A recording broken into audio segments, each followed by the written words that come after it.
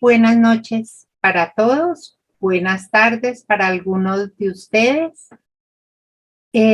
Para nosotros es una gran alegría retomar estas actividades educativas y para mí es un honor esta noche poder saludar a todos mis colegas y compatriotas colombianos, así como a todos los que nos acompañan desde distintos rincones de nuestra América Latina.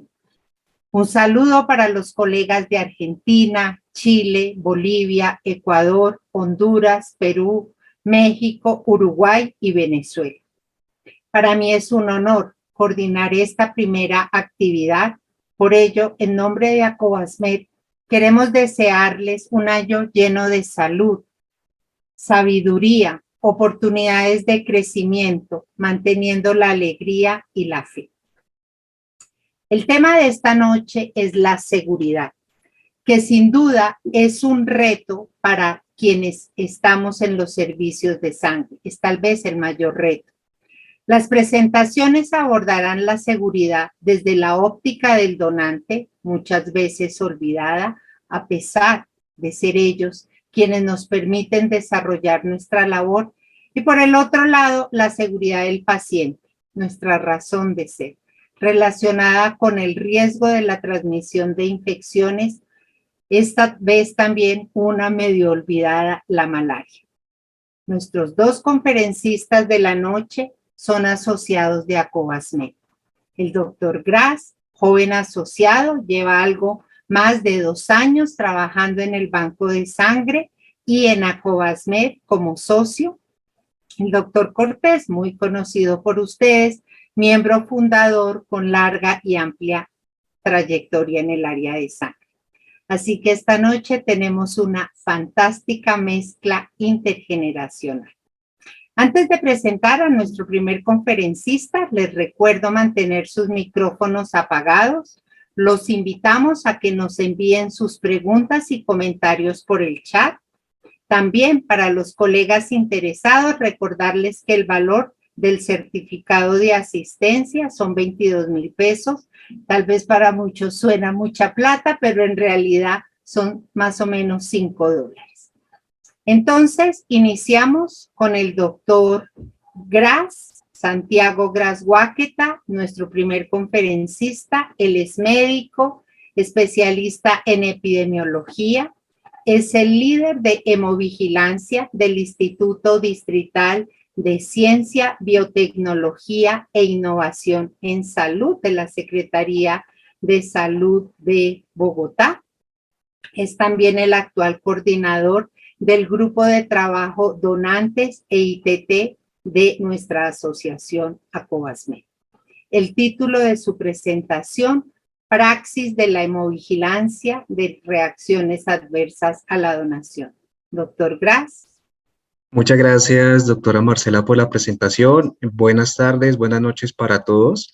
Quisiera agradecer la presencia de todos ustedes y también la invitación del doctor Cortés, de la doctora García, pues para hacer partícipe de este evento. Voy a permitirme compartir en este momento la presentación. Ok, entonces, como dijo la doctora Marcela, desde hace un par de años me estoy desenvolviendo como el líder de hemovigilancia en el Banco de Sangre del Instituto Distrital de Ciencia, Biotecnología e Innovación en Salud, IDVIX, localizado en la ciudad de Bogotá. Y pues la idea de la charla de hoy es compartirles un poco de esta experiencia acerca de el tema de la seguridad de los donantes en cuanto a la hemovigilancia de reacciones adversas a la donación, o RAT. Los objetivos de la charla son principalmente 3. Quisiera primero realizar una contextualización y un breve análisis del diagnóstico nacional sobre la ocurrencia de la RAD en los últimos años, pues a partir de los datos de hemovigilancia obtenidos de nuestro sistema de hemovigilancia. Después de eso, socializar información de RAD que hemos obtenido a partir de algunas medidas que hemos tomado de nuestro banco de sangre y algunas intervenciones que hemos realizado a partir de ello. Y presentar al final algunos eventos de RAD poco frecuentes que ha ocurrido en nuestra población de donantes. A medida que avanzan estos módulos, voy a realizar algunas pequeñas conclusiones de cada módulo, compartir algunos aspectos a resaltar, algunas ideas que puedan surgir y pues no siendo más, comencemos con el diagnóstico de RAD a nivel nacional. Entonces, estos datos son obtenidos a partir del informe de hemovigilancia de RAT para el año 2019, publicado en mayo del 2021 por el Instituto Nacional de Salud, la Red Nacional de Bancos de Sangre, y podemos tener varios puntos importantes de ese informe. Tenemos, por ejemplo, que para el año 2019 en Colombia se aceptaron 896.900 donaciones y de este número de donaciones se notificaron 7.783 RAT. Es una tasa de RAT de más o menos 86 por 10.000 donaciones. Estas RAT fueron un 80% más probables en mujeres que en hombres. Estas son algunas de las conclusiones del análisis que realizó la red de bancos de sangre. Estas RAT disminuyeron a medida que aumentaba la edad, como vamos a ver más adelante y como muchos de nosotros quizá conocemos, las personas jóvenes tienen algunos factores de riesgo para presentar alguna RAT, específicamente el desarrollo de RAT vasovagales. Y el informe, lamentablemente, pues estimó que había un subregistro del 25%, que aumentó con respecto al año previo, 2018, que fue el 17%, es decir, se hizo un estimativo de cuál debió ser la cantidad de reacciones reportadas y pues lamentablemente se encontró este subregistro. Sin embargo, hay algunas cosas que están mejorando en cuanto a eso y lo voy a mencionar más adelante.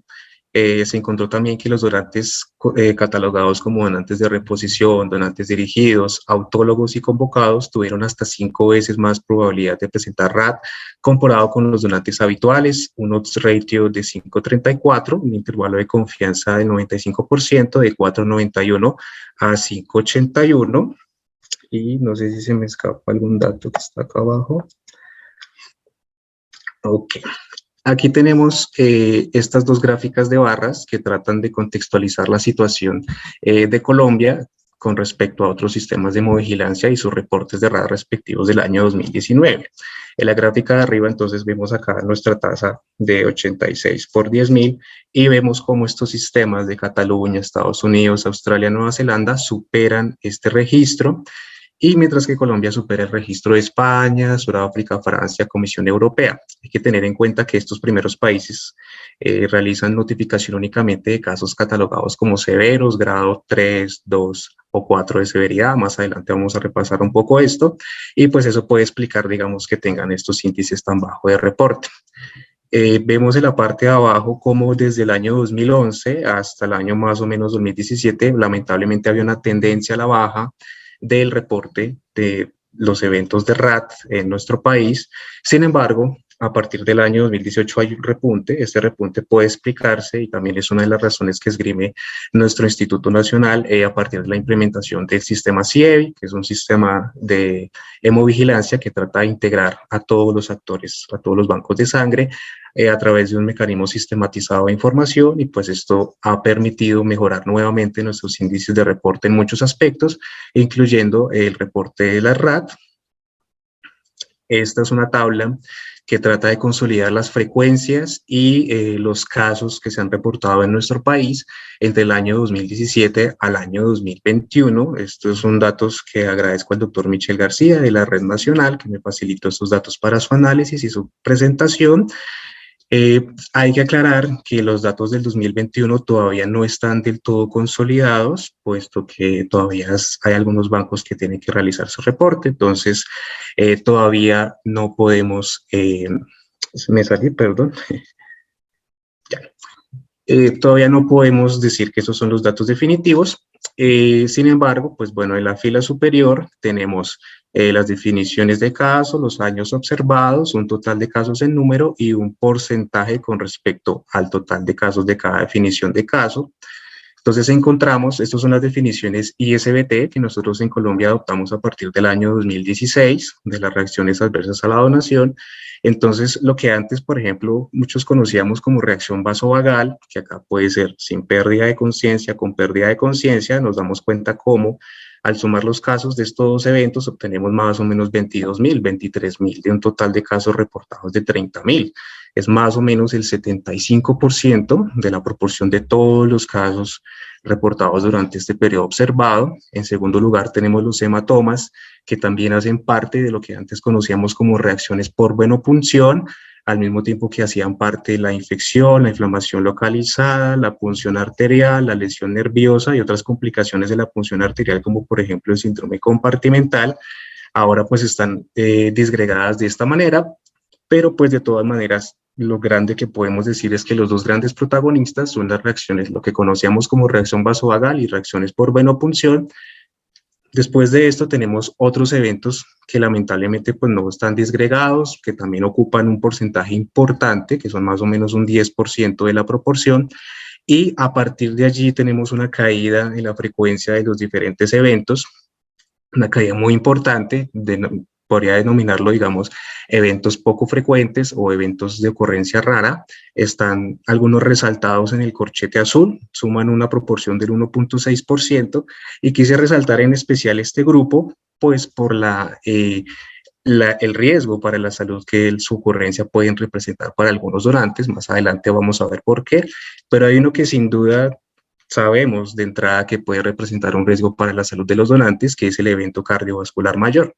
Entonces nosotros podemos ver cómo entre el año 2017 y el año 2021 se reportaron en total 9 casos de eventos cardiovasculares mayores, llámese evento cerebrovascular, llámese infarto agudo de miocardio, y quise traer a colación otro dato del año 2016 que no tiene estas otras definiciones, porque a partir del año 2016 fue que adoptamos las definiciones, entonces no son del todo comparables, pero quise traer este dato porque en el año 2016, solo en el año 2016, se reportaron otros 9 eventos cardiovasculares mayores en nuestra población de donantes. Entonces sería muy importante, digamos, poder conocer algunos detalles de estos casos, qué tipo de donantes eran, qué edad tenían, qué comorbilidades tenían, y sobre todo cuál fue el desenlace de mortalidad en estas personas, pues porque sabemos que estos eventos ponen en riesgo incluso la vida de los donantes. Entonces, si hay algo que podemos hacer para poder evitar o para poder manejar mejor estos eventos, en el caso de que pronto no haya habido el mejor manejo posible, pues debemos mejorarlo. Y al final de estos eventos, tenemos eventos aún más raros, que son los que son relacionados más con, digamos, el deterioro o la falta de mantenimiento de las máquinas de aféresis, como son el embolismo aéreo o la hemólisis. Entonces, en total, tenemos en el periodo observado un total de 30.000 casos. De estos, afortunadamente, la mayoría fueron clasificados como no severos, 27.000, y severos, 2.890. Sin embargo, si nosotros nos fijamos en esta clasificación de severos y tratamos de hacer una relación con la definición de los casos, lo que sería severo, digamos, por definición, como por ejemplo el evento cardiovascular mayor, nos damos cuenta que no necesariamente podemos extraer de estos datos de dónde salieron los casos severos. Entonces, es algo que se pretende mejorar a partir del año 2019, perdón. A partir del año 2019, nuestro Instituto Nacional también nos compartió unas definiciones de caso con el objetivo justamente de mejorar nuestras graduaciones de caso, dado que, por ejemplo, en el año 2019, los 3 casos de eventos cardiovasculares mayores fueron notificados como no severos. Entonces, digamos que esta de pronto no coherencia con el reporte implicó pues que se tomen estas acciones de mejora. Entonces, aquí en la tabla 2 que estoy mostrando acá tenemos estos criterios que fueron sugeridos por nuestro instituto, por nuestra red de vigilancia, para que adoptemos y para que comencemos a tener pues un consenso sobre la graduación de las reacciones que ocurren con nuestros donantes. Entonces tenemos que se tienen varios factores en cuenta para hacer esta graduación.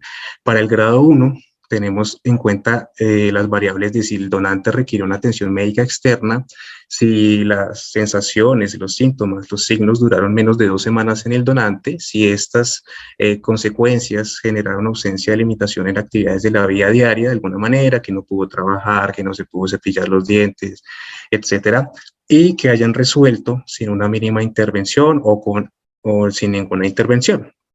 En el grado 2 tenemos que ya se pudo requerir algún grado de atención médica externa, pero que no se requiere hospitalización, digamos una celulitis que se manejó con antibióticos y que no requirió alguna otra intervención, que la duración de la sintomatología fue mayor de 2 semanas, pero menor de 6 meses, y que las limitaciones de la vida diaria tuvieron una duración menor o igual a 2 semanas. En el grado 3 tenemos unos eventos que ya son un poco más severos, pero que aún así no ponen en riesgo o peligro la vida. Entonces tenemos los eventos de hospitalización, tenemos una duración de sintomatología mayor a 6 meses, limitaciones en actividades de la vida diaria mayor de 2 semanas, que se requiera una cirugía, como por ejemplo en la fístula arteriovenosa, o complicaciones graves, que también pueden ser lo que habíamos visto, eventos cardiovasculares mayores, accidentes químico-transitorios que sean adecuadamente atendidos y pues que no pongan en riesgo la vida de los donantes.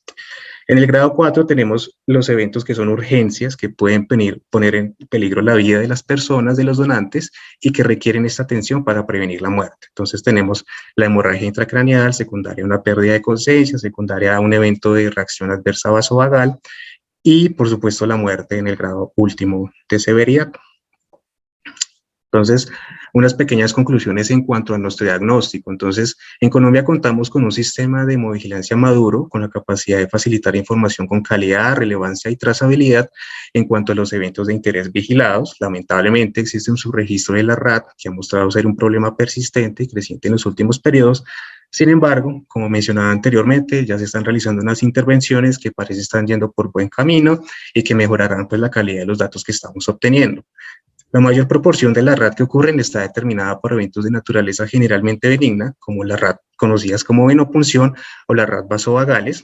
Casi un 10% de todas las reacciones fueron notificadas como severas y pues ya hecho esta observación, esta cifra no se ve soportada por la ocurrencia de eventos serios como embolismo aéreo, eventos cardiovasculares mayores o síndrome compartimental, por lo que se hace importante pues llegar al consenso en la graduación de severidad. Y aunque afortunadamente no se han reportado muertes asociadas a la RAD y su riesgo de ocurrencia es mínimo, esto no quiere decir que este riesgo no exista y que como actores del sistema no debemos estar preparados para prevenirlos o tratarlos adecuadamente. En el siguiente módulo, pues vamos a hablar de nuestra experiencia en el instituto. Entonces, ¿qué fue lo que le realizamos? En el año 2021, en un momento, pues de nuestro seguimiento, decidimos plantearnos algunas preguntas con aras justamente de mejorar las actividades de hemovigilancia. Recordemos que el objetivo último de la hemovigilancia es describir unas causas, unas consecuencias para buscar qué podemos prevenir para evitar esas consecuencias y pues mejorar así la seguridad del donante. Entonces, a partir de este ejercicio, se planteó un listado de preguntas para el fortalecimiento de la información y las acciones de hemovigilancia con respecto a las ocurrencias de la RAT. Y el objetivo principal de estas preguntas está desglosado acá en estos 4 puntos principalmente. Entonces nos preguntamos realmente qué nos interesa saber cuando ocurre una RAT, qué podemos hacer. Entonces realmente queremos saber primero que el donante haya sido informado. Recordemos que esto hace parte del consentimiento informado, de la adecuada promoción de la donación, que los donantes sepan que cuando realizan su donación existen algo que se llama las reacciones adversas, que si bien no son frecuentes, pueden ocurrir y que, por ejemplo, si yo me desmayé y me golpeé la cabeza en alguna mejilla, en algún momento, así fuera pequeñito, de mi proceso de selección, me hayan dicho que esto me podía pasar y que yo debía tener algunas acciones para tratar de evitarlo. Una vez se ha informado adecuadamente a los donantes, podemos mirar si podemos prevenir la ocurrencia de las reacciones de la RAT. Como especialmente de las reacciones por vasovagal, hay unas medidas que sabemos que funcionan, como por ejemplo administrar 400 mililitros antes, ojalá antes o durante el procedimiento. Por ejemplo, manejar la ansiedad en algunas personas, son medidas que se han demostrado efectivas para prevenir la ocurrencia. Entonces nos preguntamos también qué también aplicamos nuestras medidas de prevención, qué tanto prevenimos que ocurran las RAT. Y una vez hayan ocurrido las RAT, si no pudimos prevenirlas, ¿qué también las manejamos? Según nuestros estándares de manejo, según los protocolos que están establecidos.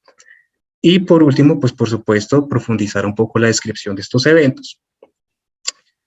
De estas preguntas, seleccionamos algunas que fueron incluidas en el formato de reportes adversas a la donación.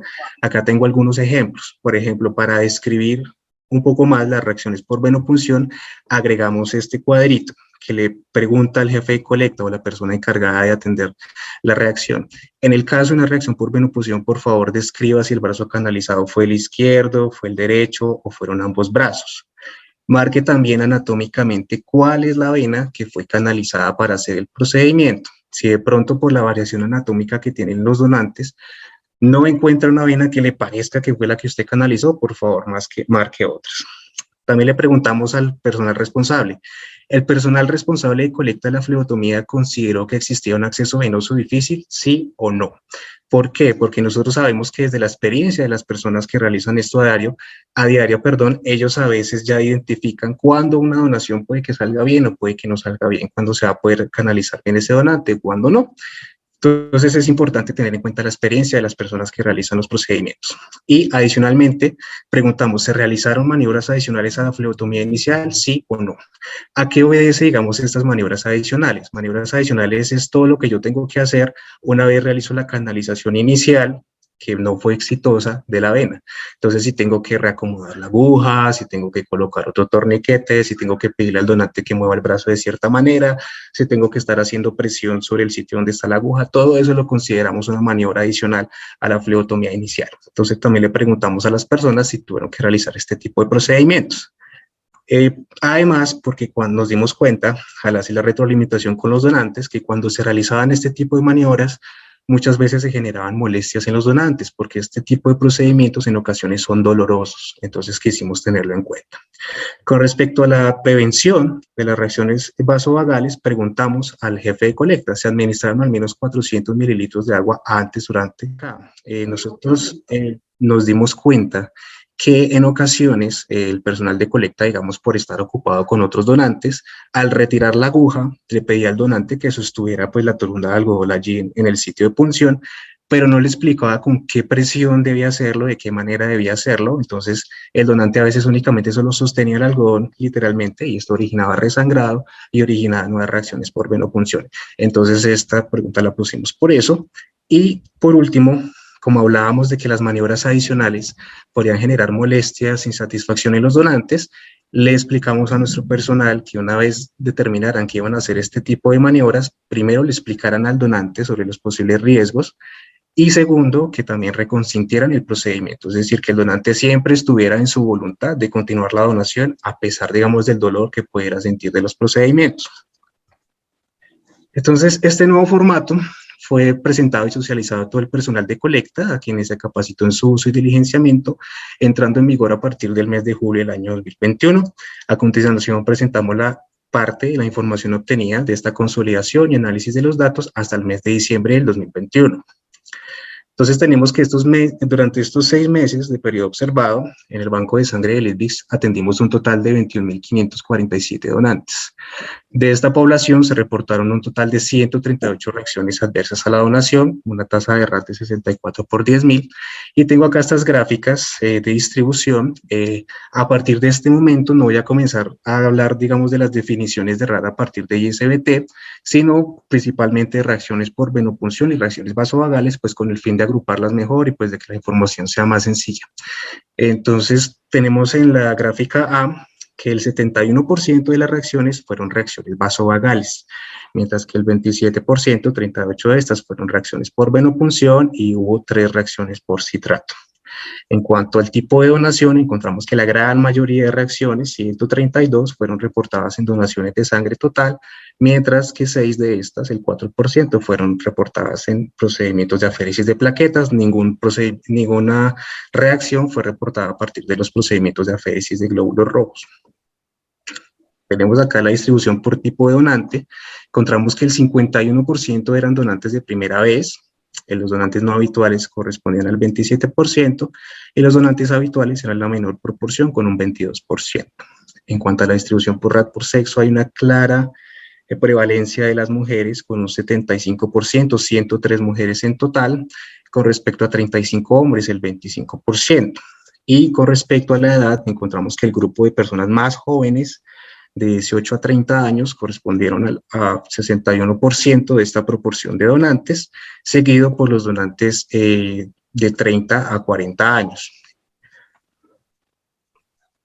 Aquí tenemos el resumen de lo que se evaluó en cuanto al cumplimiento de las actividades de información, prevención y manejo de la RAT. Esto es un porcentaje que se sacó dependiendo de cada evento que se presentaba. Entonces encontramos que hubo un cumplimiento del 88% de la información al donante que presentó en un reporte de RAT, un cumplimiento del 96% en cuanto a la administración del agua, 91% en cuanto a los ejercicios de respiración, 92% en cuanto a la posición Trendelenburg, 89% en cuanto al tiempo de observación post-RAT vasovagal, en cuanto a la presión post-descanalización, un cumplimiento de 100%. Realmente, como les decía, esto era un hallazgo previo antes de la implementación del formato y se había hecho mucho énfasis en esto, entonces eso tendría que ver con este alto cumplimiento.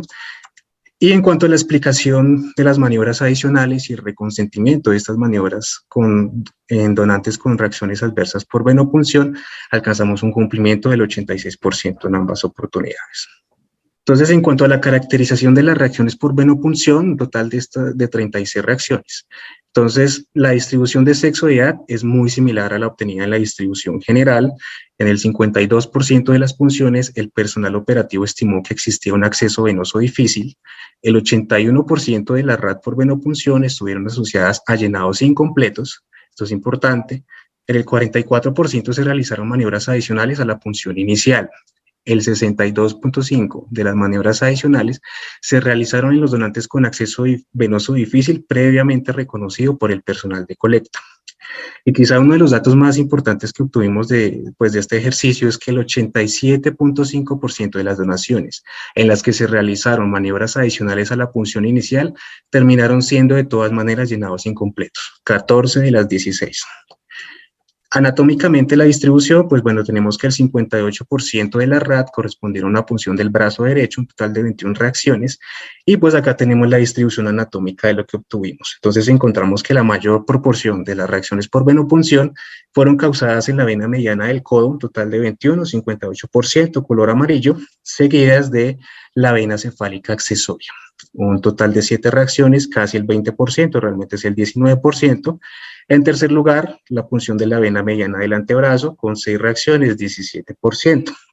Entonces, este hallazgo nos causó curiosidad, porque quisimos saber si realmente era la vena mediana del codo la vena problema, pero teníamos que confrontar esto con la frecuencia con la que realmente se funcionan las venas. Entonces, la única manera que se me ocurrió hacerlo fue preguntarle a nuestro personal de colecta sobre, desde su percepción, desde su experiencia, cuál consideraba cada uno de ellos que era la vena o las venas que canalizaban con más frecuencia. Entonces, obtuve un total de 31 respuestas de esta encuesta de nuestro personal de colecta y pues estos fueron los resultados. Entonces, la vena percibida como más canalizada por el personal de colecta, efectivamente sí fue la vena mediana del codo. Entonces esto podría explicar el hallazgo de que pues es la vena más relacionada a las reacciones por venopunción, pero curiosamente el segundo lugar, que es la vena cefálica accesoria, con 7 reacciones y 19% de proporción de las reacciones por venopunción,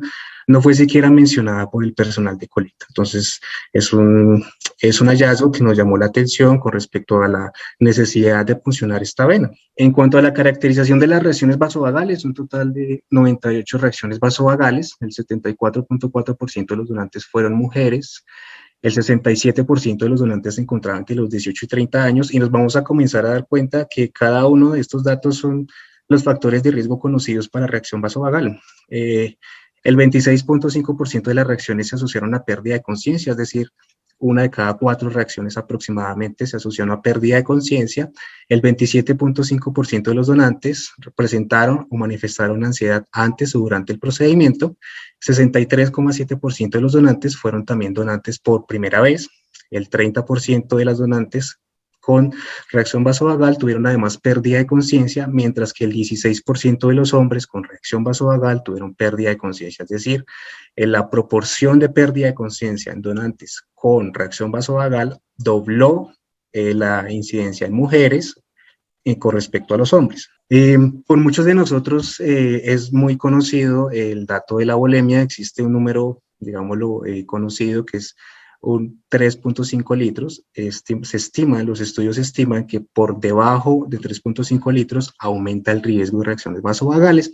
Entonces también quisimos mirar un poco este tema de la volemia en nuestros donantes con reacciones vasovagales. Entonces, primero comenzamos en la tabla 4 con un promedio de volemia de todos los donantes, un total de 4 litros. En los hombres el promedio fue 4.7 litros, un litro superior que el promedio de las mujeres, 3.7 litros. Cuando hicimos el promedio de volemia a partir de reacciones vasovagales versus reacciones por venopunción, digamos como a manera de tener un grupo comparativo, encontramos que las reacciones vasovagales, la volemia era unos 200 mililitros menor aproximadamente con respecto a los donantes que únicamente tenían reporte de reacción por venopunción. Cuando hicimos la disgregación en donantes con reacción vasovagal según su sexo, encontramos que los hombres tenían una volemia también superior a las mujeres, también aproximadamente 900 mililitros superior, con 4.5 litros, mientras que las mujeres tenían un promedio de volemia de 3.6 litros. Y aquí en la tabla 7 seguimos bajando un poquito los promedios, disgregando un poquito más, y decidimos mirar el promedio de volemias en donantes con reacción vasovagal según la presencia de pérdida de conciencia. Entonces nos damos cuenta que el 3.5 aparece por primera vez en los donantes que además de reacción vasovagal tuvieron una pérdida de conciencia asociada con respecto a los donantes que no tuvieron pérdida de conciencia, una diferencia de aproximadamente 400 mililitros. Y por último, el rango de seguridad de 3.5 litros fue rebasado, fue superado cuando hicimos la disgregación en donantes con reacción vasovagal más pérdida de conciencia más el sexo. Entonces tenemos que los hombres tienen 4.40 litros de sangre en promedio en este caso, mientras que las mujeres 3.4 litros. Y pues por primera vez encontramos este factor de riesgo en esta población.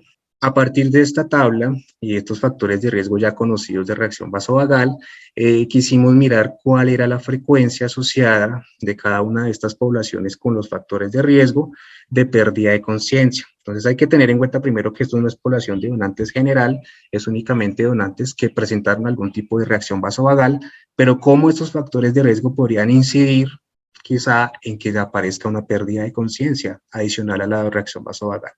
Entonces vemos que de 73 mujeres, 22 presentaron una pérdida de conciencia, es decir, el 30% fue uno de los factores asociados con mayor proporción. Encontramos la edad, las personas jóvenes, 22%, el donante por primera vez, 21%, la ansiedad, 29%, y la volemia menor a 3.5 litros, que fue el más alto de todos, 30,8%.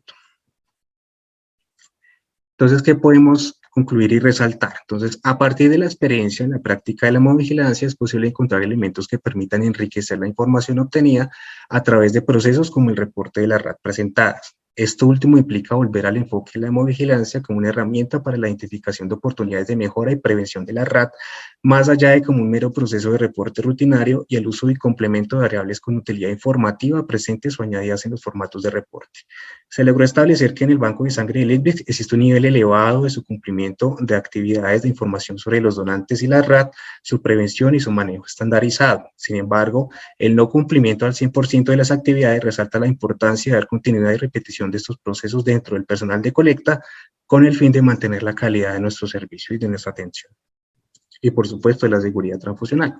La ocurrencia de la RAT por venopunción pueden presentar una doble pérdida para el banco de sangre, puesto que su ocurrencia se asocia a llenados incompletos y o a la realización de maniobras adicionales que se encontraron muy poco efectivas, pudiendo impactar así tanto la pérdida del hemocomponente como la satisfacción y la salud del donante.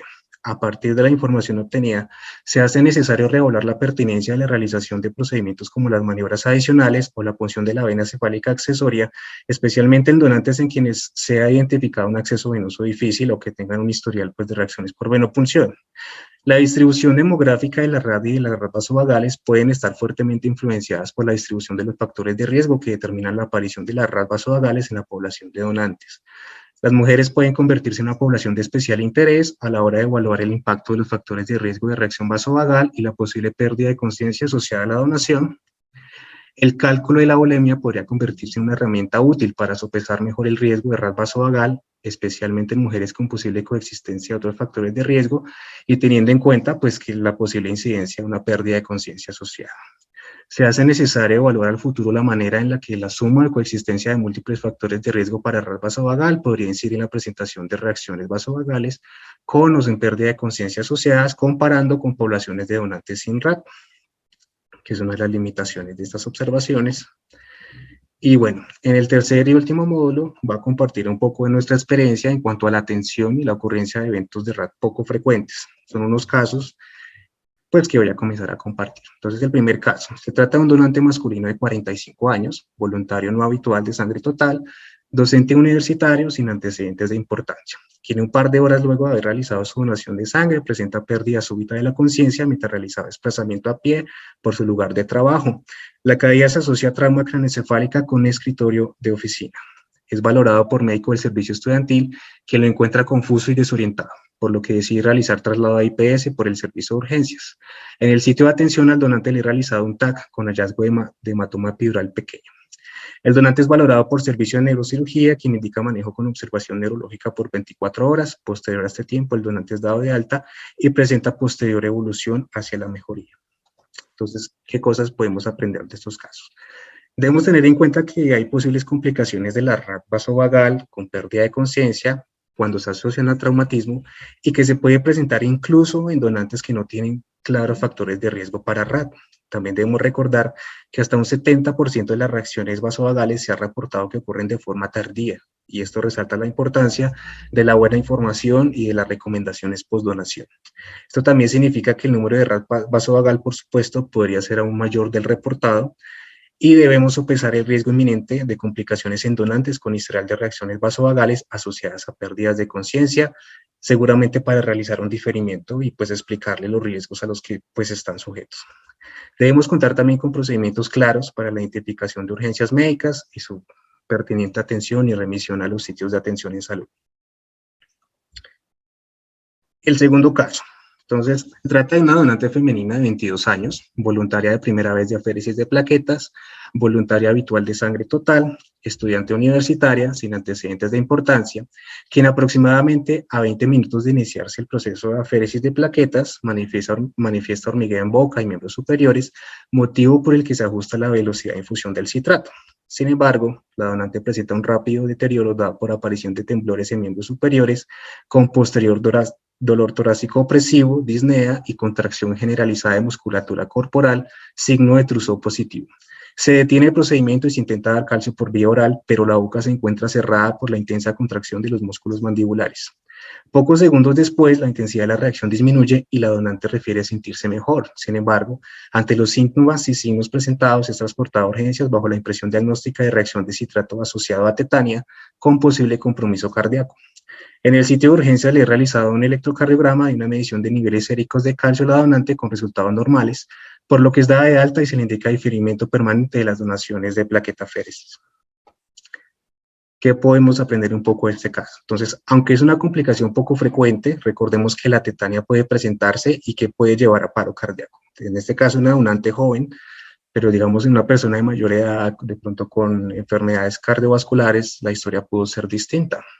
Este caso resalta la importancia de disponer de gluconato de calcio y los elementos necesarios para la correcta administración del mismo para dar manejo de la tetania inducida por el citrato. Y eso incluye, por ejemplo, contar con un buretrol. Recordar que la absorción de calcio oral se realiza en el intestino delgado. Esto quiere decir que se va a tardar algunos minutos antes de comenzar a corregirse el calcio y quizá para una tetania la vía oral no es la recomendada, sí la recomendada para prevenir las reacciones por lo menos unos 30 minutos antes de iniciar el procedimiento de aféresis. Es necesario recordar los signos de tetania inminente, que los tenemos acá. Entonces tenemos el signo de Trousseau, que es una flexión de la muñeca y de los dedos de la mano. Este signo tiene una particularidad y es que puede reproducirse colocando el manguito del esfingomanómetro por encima de la tensión sistólica por unos 2 a 3 minutos. Entonces, yo recomendaría que se trate de hacer esta maniobra en donantes que presentan cualquier sintomatología de intoxicación por citrato, pues para identificar tempranamente cualquier complicación. El signo de Chopsteck, entonces cuando palpamos o percutimos la articulación temporomandibular, va a haber una contracción intensa ipsilateral de la musculatura, como se ve en la imagen, eso es un signo de Chopsteck, y alteración del estado de conciencia. Entonces, si el donante está somnoliento, desorientado o presenta convulsiones, debemos pensar también en tetania inminente e iniciar, por supuesto, el manejo. El tercer caso, entonces, se trata de un donante masculino de 54 años, donante de sangre total, voluntario no habitual, trabajador independiente como técnico de electrodomésticos, sin antecedentes de importancia, quien desde el momento de la punción del brazo refiere sentir un intenso dolor de tipo corrientazo urente, que se irradia a los dedos de la mano. Debido a esto, la donación es suspendida y la aguja es retirada. Al donante le son aplicados medios físicos en el sitio de la punción con mejoría parcial de la sintomatología. Sin embargo, durante los diversos seguimientos post-donación, el donante refiere sintomatología diversa dada por hematoma que se extiende desde el codo hasta la muñeca, parestesias, disestesias del brazo, debilidad y dolor para agarrar objetos, refiriendo sensación de hormigueo en las noches. Aproximadamente 3 semanas después, el hematoma resuelve, pero el resto de sintomatología no presenta mayor mejoría, por lo que el donante es trasladado para valoración médica a las instalaciones del IDVIX. Al examen físico y comparativo del miembro superior afectado se encuentra una fuerza de 6/10 disminuida e hipoestesia en región lateral del brazo afectado. Entonces, les nuevamente explicó al donante la impresión diagnóstica de lesión nerviosa, se explica la evolución esperada y es enviado a su EPS pues, para que reciba un tratamiento y manejo complementario. A los 3 meses de ocurrida la reacción, se hace un seguimiento y el donante manifiesta persistencia de la sintomatología. Entonces, ¿qué podemos hablar de esto? Se trata de un caso con clínica de lesión nerviosa, posiblemente de nervio cutáneo antebraquial lateral, que es uno de los nervios que se ha reportado, está asociado a lesiones por venoclisis del brazo. La incidencia estimada es de unas 26.000 venopunciones. Se recomienda ubicar la aguja superficialmente para tratar de evitar esto, en lo posible alejada de la cara medial de la fosa antecubital y moverla lo menos posible de su sitio. Es una de las razones por la que no recomendamos que se realicen muchas maniobras adicionales en donantes pues, que ya tienen antecedentes o que tienen realmente accesos venosos muy difíciles. En la literatura se reporta evolución generalmente hacia la mejoría, con un 70% de casos recuperados el primer mes, un 90% de casos recuperados el segundo mes y hasta un 96% el tercer mes. Sin embargo, en pocas ocasiones la sintomatología puede persistir e incluso puede instalarse como secuela permanente y debemos tener en cuenta esto pues como actores en salud, primero pues por la salud del donante, las implicaciones en las actividades de su vida diaria que esto puede tener y segundo pues porque puede convertirse en un problema jurídico. Estudios anatómicos han demostrado que los nervios cutáneos pueden estar sobrepuestos a las venas de la fosa antecubital, por lo que pueden ocurrir lesiones nerviosas incluso en procedimientos no traumáticos. Incluso si hacemos el procedimiento bien, existe este riesgo. Entonces, en estos casos lo más importante es siempre dar información clara y precisa al donante sobre la lesión ocurrida, sobre la evolución que se espera, sobre lo que puede pasar con su lesión. Esta última imagen pues la traigo para recordarnos a todos, pues desde la práctica médica y desde las ciencias de la salud de la que todos hacemos parte seguramente, hay un principio que es el principio hipocrático, que es el de primero no hacer daño. Y pues seguramente esa es la primera regla también de la seguridad transfusional.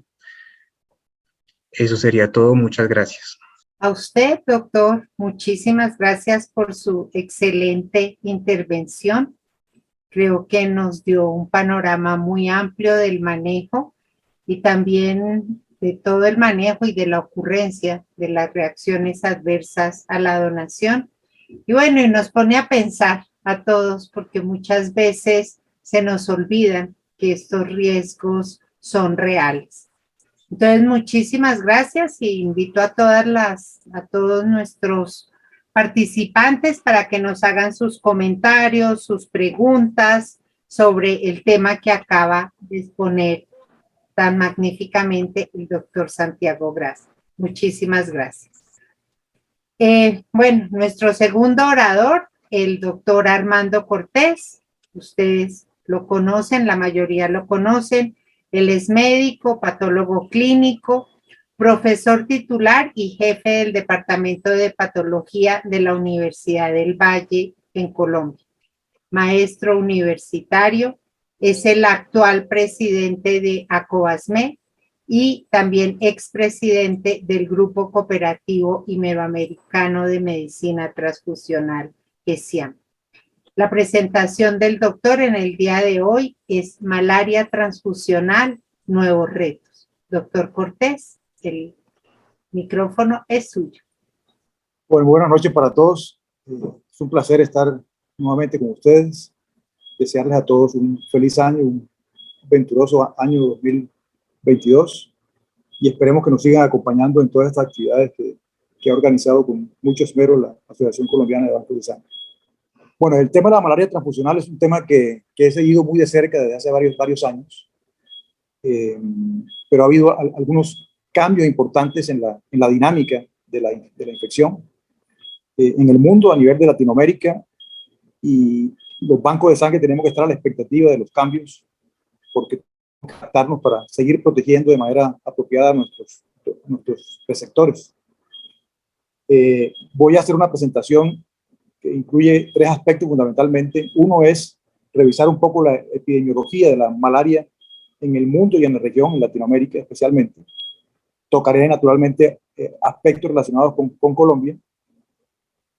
Posteriormente miraremos cuáles son las herramientas o los elementos que tenemos a la mano para afrontar esta problemática que pudiera afectar a los bancos de sangre. Y en tercer lugar, al final hacer una propuesta del quehacer, una propuesta que no es una posición estrictamente personal, sino que es producto de la revisión de la posición y la conducta que han tomado algunas instituciones a nivel mundial, y creo que pudieran ser útiles y tenemos que verlas en ese contexto, con las posibilidades de poder aplicarlos con nuestras limitaciones, con nuestros recursos y con nuestra epidemiología especialmente. Bueno, esta es una diapositiva que resume cuál es la situación actual en el mundo en relación a la malaria. Estos son datos oficiales del 2010. La mayoría de estos datos son aportados por la Organización Mundial de la Salud. Entonces miren ustedes cómo en el mundo suceden cerca de 229 millones de casos de malaria en general, con un poco más de 400.000 muertes, y hay 87 países aún con problemas de malaria. Bueno, esto se ha reducido a través del tiempo. Hace unos 15 años atrás hablábamos de 107 países con problemas de malaria, hoy se ha reducido a 87 países. Y el 50% de la población mundial vive en áreas de riesgo de adquirir malaria. Pero el problema fundamental en el mundo se da en África. O sea, la mayoría de los casos suceden en África. Y desafortunadamente la población más afectada son los niños menores de 5 años. Estos contribuyen al 2 tercios de las muertes en el mundo. Los niños menores de 5 años en África subsahariana.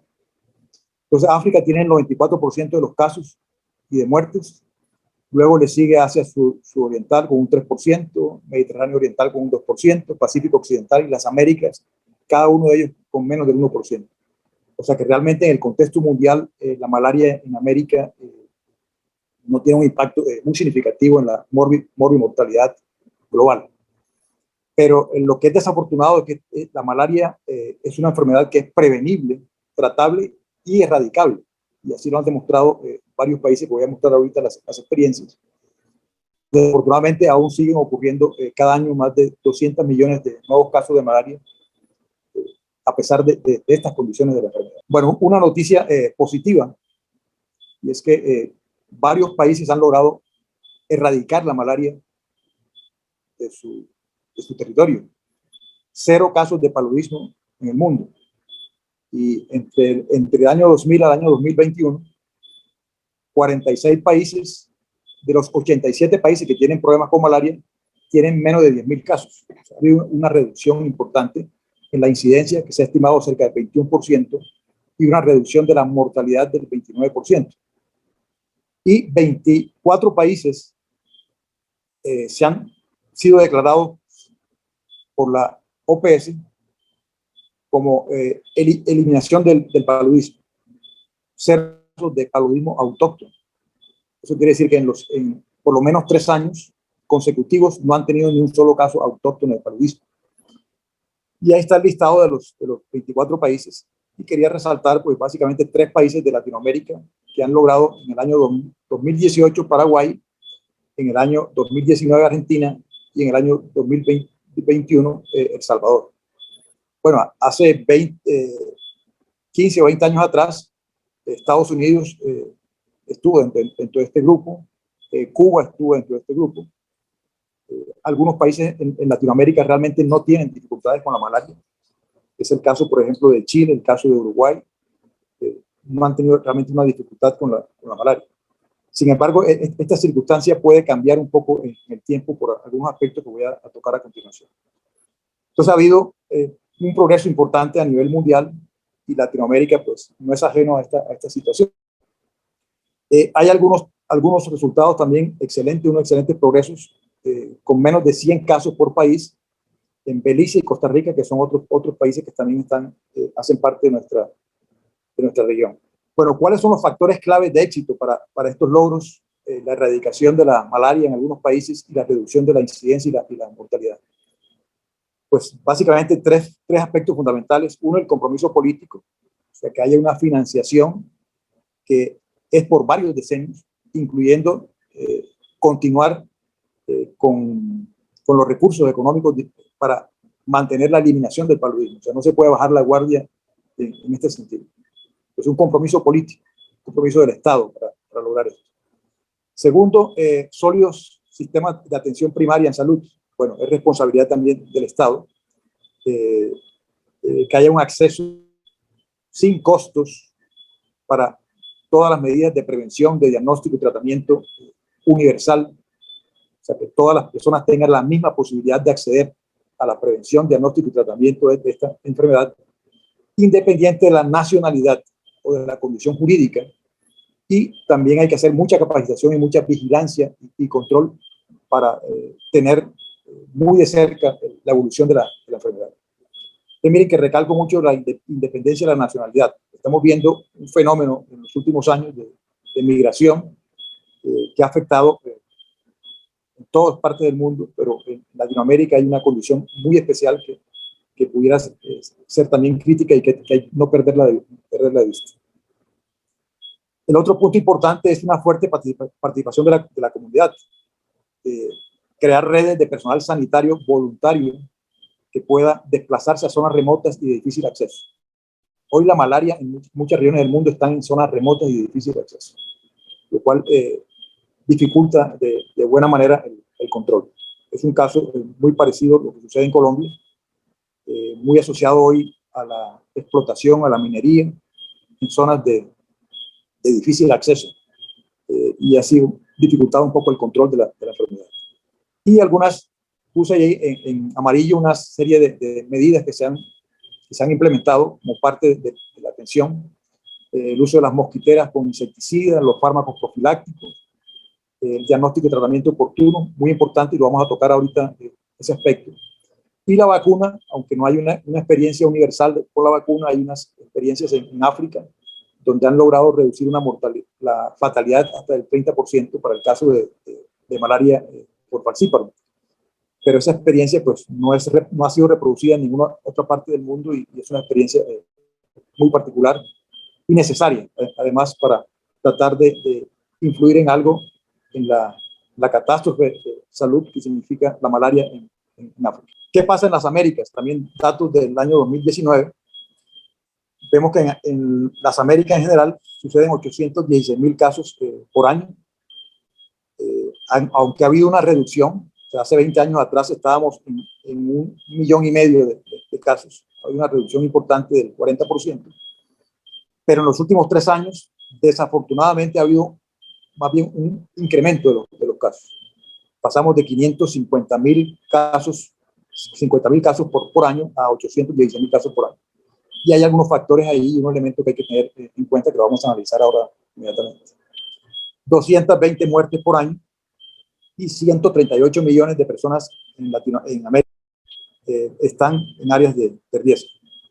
3 casos afortunados, que ya les mencioné anteriormente, el hecho de que Paraguay, Argentina y El Salvador hayan llegado a 0 casos en el país durante mínimo 3 años consecutivos. Hay algunas experiencias también muy particulares en municipios en Guatemala que hay una dificultad con la malaria. En una zona de La Gomera, que era de alta incidencia de malaria, se ha logrado una reducción sostenida durante 4 años. No ha eliminado la malaria como tal. Y hay otras experiencias también en Andoas, en Perú. De tal manera que hay una experiencia particular en algunos municipios. Pero en términos generales, la situación en Latinoamérica es que ha habido una reducción, pero eso no es igual en todos los países. ¿Sí? Una disminución significativa en algunos países, en otros no ha habido disminución, por el contrario, un aumento importante de los casos de malaria y la mortalidad asociada a malaria. Ahí pueden identificar al menos varios países de Centroamérica, Venezuela y también dificultades en Perú. Entonces, el caso de las Américas es la noticia negativa, la noticia no muy buena, es que ha habido en algunos países un incremento notorio de los casos. Bueno, Venezuela, Brasil, Perú y Colombia reúnen entre todos el 94% de los casos de malaria en América. O sea, estos 4 países básicamente es la problemática de malaria. En Brasil y Colombia ha habido un descenso hasta el 75% de los casos en los últimos 10 años. En Perú ha habido un descenso también, pero ha sido inferior al 50% de los casos, pero ha habido también una mejoría. Pero algo que preocupa en el medio, en la región, es la situación de Venezuela. Es el país hoy en día con más, ha aumentado 13 veces en los últimos 20 años, y de los 800.000 casos de malaria en América, 400.000 casos son de Venezuela, o sea, casi la mitad de los casos. Y el 70% de las muertes también se dan en Venezuela. Y esto se debe básicamente a que ha habido una reducción del control vectorial, del diagnóstico y tratamiento oportuno de los casos. Y preocupan los casos exportados a otros países, la migración. La migración venezolana ha sido muy importante en los últimos años. En Colombia hemos acogido cerca de 1.300.000 migrantes venezolanos. Se les ha tratado de brindar todas las posibilidades desde el punto de vista sanitario, desde el punto de vista de estabilidad, de integración a la vida laboral, pero deja de preocupar un poco, no deja de preocupar un poco esta posibilidad de tener alguna implicación en la seguridad de los bancos de sangre. También se menciona el caso de Nicaragua, donde ha habido un incremento también en el número de afectados por malaria, un aumento de 1.482% en la última década, también por desatención de los programas de control. En el caso de malaria ya dijimos que ha habido un descenso importante en el número de casos, una reducción del 70%. También ha disminuido la mortalidad asociada. El Plasmodium vivax realmente es el que predomina en nuestra región. Anteriormente era Plasmodium falciparum, ha sido desplazado, ha sido por efecto del control. Y desafortunadamente hay ciclos epidémicos que se presentan regularmente muy asociados con fenómenos ambientales, fenómenos del Niño, o sea, el calentamiento. Y hay algunos estudios en Colombia que han demostrado cómo hay la variación casi que a la par del incremento de la temperatura del país, aumentan significativamente los casos de malaria. Bueno, hay unas regiones identificadas claramente dentro del país que son responsables del 50 al 60%, o sea, un poco más de la mitad de los casos de malaria suceden en la región pacífica. Para los latinoamericanos es la región que está al lado izquierdo de Colombia, que hace parte de la costa pacífica. El 85% del territorio en Colombia está en riesgo de adquirir malaria y hay 5 millones de viviendas en zonas endémicas de malaria. O sea que la malaria está con nosotros, ha habido un control, una reducción importante, pero yo creo que estamos un poco distantes de la posibilidad de erradicar la malaria por una serie de dificultades culturales y de atención en salud que dificulta un poco la problemática. Bueno, ahora hablemos un poco de la biología del parásito, por qué representa un peligro realmente para los bancos de sangre. Pues sabemos que la forma de transmisión natural de la malaria es por la picadura de la Anopheles hembra. Hay otra forma también de transmisión que es vía vertical transplacentaria, y los otros casos son de transmisión accidental, ya sea a través de una transfusión, el uso de agujas, accidentes de laboratorio o trasplante de órganos. Pero la forma más frecuente de transmisión es a través de la picadura del mosquito. Bueno, los periodos de incubación son variables de acuerdo a la especie de Plasmodium. Están relacionados ahí en la tabla. Es un individuo que adquiere alguna de estas infecciones, usualmente, para el caso de Vivax y Falciparum, que son los más comunes, la persona presenta manifestaciones clínicas entre 1 y 3 semanas después de la infección.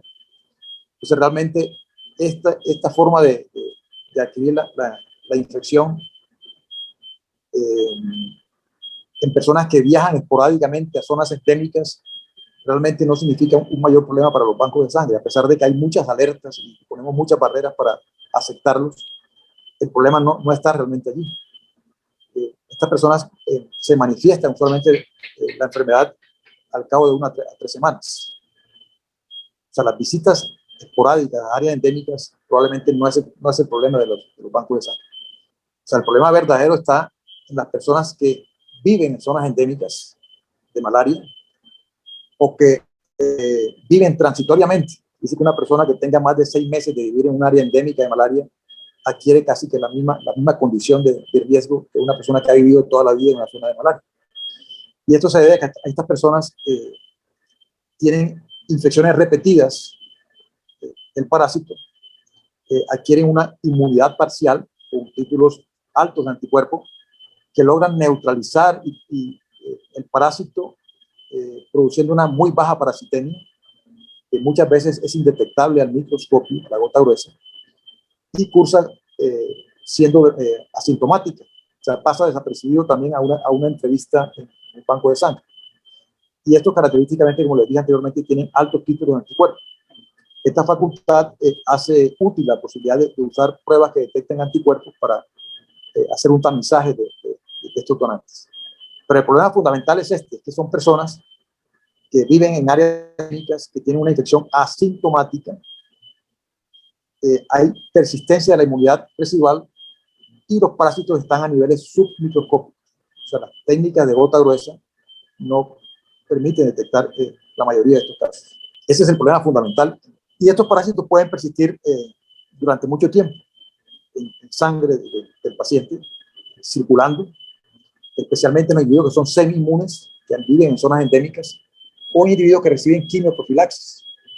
Uno cree que el paciente realmente se curó y lo que hizo fue una disminución importante de la parasitemia con reducción de la posibilidad de que el paciente manifieste que tiene una enfermedad. Entonces, esta es otra dificultad que se presenta para los bancos de sangre. Siguiente. Entonces, miren ustedes que casos de...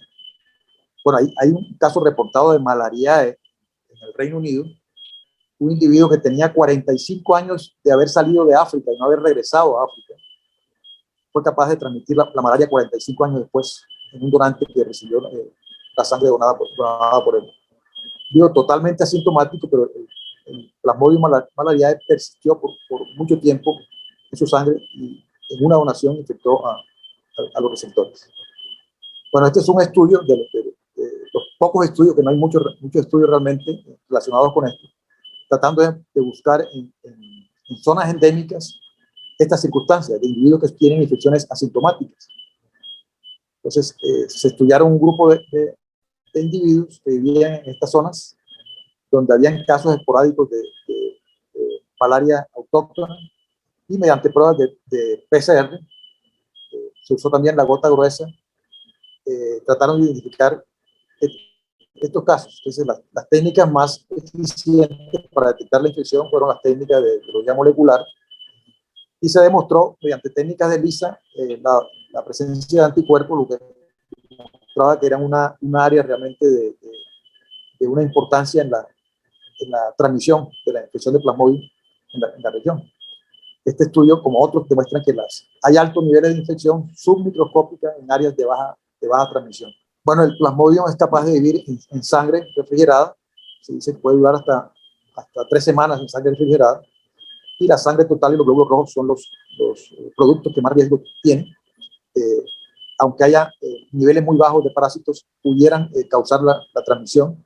Y si uno mira una baja parasitemia en una bolsa de sangre, significa una gran cantidad de parásitos que pueden ser transmitidos a través de la transfusión. Entonces, ¿cuál es la tendencia mundial? Ya lo hemos visto con algunos ejemplos de países que han logrado controlar o eliminar la malaria. Se basa fundamentalmente en identificar individuos sintomáticos. Los individuos sintomáticos, por sus manifestaciones, pues, tienen más acceso, más posibilidades de que se haga un diagnóstico y reciban un tratamiento apropiado. Se hace un cerco realmente epidemiológico de cada caso para tratar de evitar la diseminación de la infección en los familiares o los contactos muy directos, y esto permite cortar la transmisión de la infección, que esa continúe.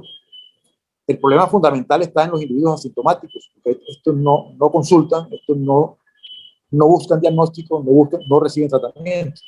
Entonces, si uno no implementa sistemas de búsqueda activa para identificar estos portadores asintomáticos, pues va a tener dificultades para hacer el control total de la enfermedad. Y para esto se requiere tener técnicas muy sensibles. O sea, la gota gruesa no es un método suficiente para hacer este tipo de pesquisa en esas zonas de baja densidad, y el tratamiento, y de esta manera no se puede hacer un tratamiento rápido y oportuno. Y la otra forma de abordaje es controlar todas las rutas de transmisión, de tal manera que la consideración de la transfusión también debe contemplarse dentro de este riesgo y tomar medidas para evitar la continuidad de la enfermedad. Entonces, la meta fundamentalmente es meta cero. O sea, se puede erradicar la malaria definitivamente de una región o de un país. Algunos celebran de que la plasmodium que predomina en la región sea Plasmodium vivax y no Falciparum. Todos sabemos que el Falciparum pues, está más asociado a casos de mortalidad. Sin embargo, desde el punto de vista de riesgo para los bancos de sangre, el vivax es probablemente más peligroso que el Plasmodium falciparum por varias circunstancias. En primer lugar, porque los individuos que adquieren Plasmodium vivax en áreas endémicas tienen una inmunidad más rápida, tienen una inmunidad más rápidamente. Entonces hay la posibilidad de que haya casos de individuos asintomáticos que no son detectables a la encuesta que se hace en los bancos de sangre. Estos parásitos, el Plasmodium vivax infecta solamente reticulocitos, de tal manera que la parasitemia tiende a ser baja. Hay pocos reticulocitos realmente en sangre circulante y son menos detectables a la gota gruesa. Hay más posibilidades de recaídas múltiples y solamente si uno hace búsqueda activa de los casos puede detectarlos y aislarlos. Y los individuos que son resistentes a la cloroquina también prolongan mucho más los periodos de baja sintomática. De tal manera que la prevalencia de Plasmodium vivax en una región dificulta más la labor de los bancos de sangre para identificar individuos infectados. Entonces, si uno no elimina esa posibilidad, podría reintroducir parásitos en las zonas que ya se consideran zonas de eliminación de la malaria. La malaria en Latinoamérica característicamente está en zonas periurbanas, ¿sí? El éxodo rural, o sea, la migración poblacional en Colombia, el 70% de la población que vive en las ciudades hoy viene del campo, ¿sí? De esta manera que esto acerca mucho más la población a los bancos de sangre y la posibilidad de que haya una donación de una sangre contaminada. Y la otra cosa es que el Plasmodium vivax puede ser una enfermedad grave, especialmente en las características de los individuos que reciben sangre hoy en día. O sea, pacientes con comorbilidades, o sea, que no se puede minimizar el riesgo de adquirir un Plasmodium vivax a través de una transfusión. Bueno, hablando de Colombia, en los últimos años ha habido algunos reportes de estudios hechos a nivel de los bancos de sangre, de pesquisas con diferentes técnicas de laboratorio, y se ha logrado identificar individuos que pasaron a las encuestas de selección y fueron identificados posteriormente por las pruebas de pesquisa como infectados. Hay algunos casos reportados también, publicados y otros no. Yo al menos he tenido 3 casos en mi vida de práctica transfusional de malaria. Solamente uno de ellos fue publicado, los otros 2 no fueron publicados. Pero esto refleja un poco lo que pudiéramos estar viviendo, detectando casos que no son reportados, no son publicados. Bueno, para eso están los sistemas de vigilancia, pero los sistemas de vigilancia desafortunadamente son pasivos, y hay que ir un poco más allá en la búsqueda activa de los casos. Pero ha habido esfuerzos en Colombia para tratar de identificar esta problemática. Este fue un estudio que fue hecho en 4 departamentos, en 4 regiones del país, donde se considera que tienen una mediana endemicidad de malaria, y individuos que fueron aceptados como donantes de sangre. La prueba de gota gruesa fue negativa y en 7 casos logró identificarse la presencia de Plasmodium por técnica de biología molecular, lo cual pues es una alerta y una demostración de que la prueba de gota gruesa puede ser insuficiente para evitar la problemática, y nos llama también la atención de la posibilidad de que haya más casos de malaria transmitidos por transfusión, y que esto no podemos considerarlo un problema menor para el país. Bueno, las dificultades desde el punto de vista de capacitación, de infraestructura, de costos, podría hacernos pensar que usar técnicas moleculares pudieran no estar a nuestro alcance o no serían plenamente justificables. Se tienen que vivir las experiencias en cada región. El comportamiento de la infección puede ser diferente, pero que hay que hacer algo, no podemos seguir en la misma tónica, en la misma dinámica, y hay que tratar de ver qué podemos hacer al respecto. Y es parte de lo que quiero presentarles ahora a continuación. Ahí, la experiencia en Colombia es que hay bancos de sangre que están situados en zonas endémicas, considerados de mediana endemicidad para malaria. Y lo que se ha recomendado es que se haga una prueba de gota gruesa. Pues en el país, el 19% de la sangre a nivel nacional se le hace una prueba de gota gruesa, porque la sangre es colectada por bancos que están en zonas de baja o mediana endemicidad para malaria, o bancos de sangre que van a colectar sangre en estas regiones. Entonces vemos aquí cómo están el porcentaje de estudio de la sangre completa en varias regiones del país, en diferentes porcentajes. Entonces hay bancos de sangre situados en zonas muy cerca de áreas endémicas, donde solamente menos del 5% de la sangre es tamizada con gota gruesa. Pues es lo que ha sido consecuencia de las propuestas que ha habido para tratar de reducir el riesgo. Pero no estoy diciendo yo que esto sea inadecuado, pero tenemos que revisarlo porque existen otras posibilidades de intervención que podrían ser mucho más eficientes en reducir el riesgo en el cual estamos afrontando. Entonces, para la prevención de la malaria, lo que se ha usado básicamente en el mundo es hay que evitar la transmisión tanto en áreas endémicas como no endémicas. Se usa la selección de los donantes, criterios de selección de donantes, y se usa el tamizaje de laboratorio. Pero desafortunadamente en muchos países, o la mayoría de los países, la única barrera que le colocamos a la transmisión de malaria es la OPS ha recomendado que si es posible, toda la sangre donada debiera analizarse para detectar malaria. Entonces, ¿cuáles son los problemas o las limitaciones de la entrevista? Pero la entrevista primero tiene que hacerse una muy buena entrevista, considerando todos los aspectos que pudieran reducir el riesgo. ¿Cuál es el lugar de nacimiento del donante, la residencia, el periodo de residencia en el área endémica? ¿Desde hace cuánto tiempo abandonó el área endémica? ¿Recibió o no recibió quimioprofilaxis? La historia de malaria. ¿Ha tenido exclusiones temporales o permanentes por este concepto? Y si hay malaria resistente, si adquirió una malaria resistente.